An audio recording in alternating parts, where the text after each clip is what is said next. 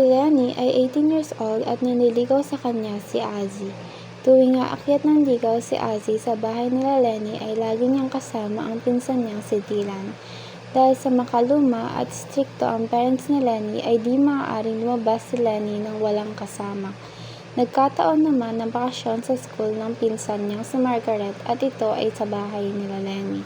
Noong gabing yun ay pinagpaalam ni Ozzy si Lenny dahil sila ay lalabas. Pinayagan sila sa kondisyon na kasama si Margaret.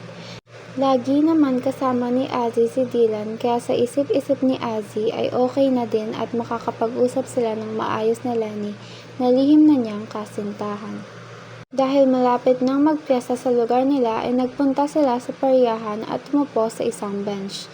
Doon ay sinabihan ni Ozzy si Dylan na kausapin si Margaret para makausap niya si Lenny at magkaroon sila ng privacy.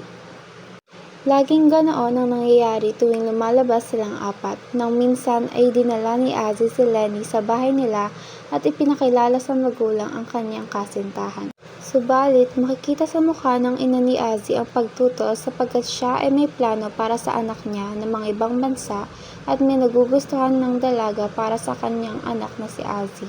Sa pakiramdam naman ni Lenny ay hindi siya tanggap ng ina ni Ozzy. Nang dahil sa nangyari ngayon, ay pinilit na lamang ni Lenny na lumayo kay Ozzy kahit nasasaktan siya.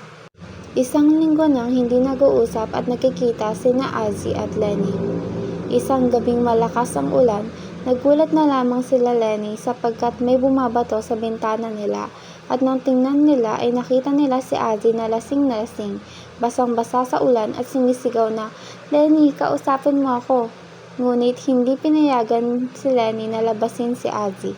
At ang humarap sa binata ay ang ina ni Lenny at pilit na itong pinauuwi. Tuluyan na nagkalabuan ang dalawa. Si Lenny ay pinagkasundo ng kanyang ina kay Jose. Walang nagawa si Lenny kung hindi sumunod na lamang. Sila ay kinasal kaagad at nagkaroon ng anak. Si Ozzy naman ay nag-ibang bansa at sa kanyang pagbabalik ay nalaman niyang may pamilya na pala si Lenny. Wala na ring nagawa si Ozzy kung hindi sundin ang kagustuhan ng kanyang ina na pakasalan ang babaeng napupusuan nito.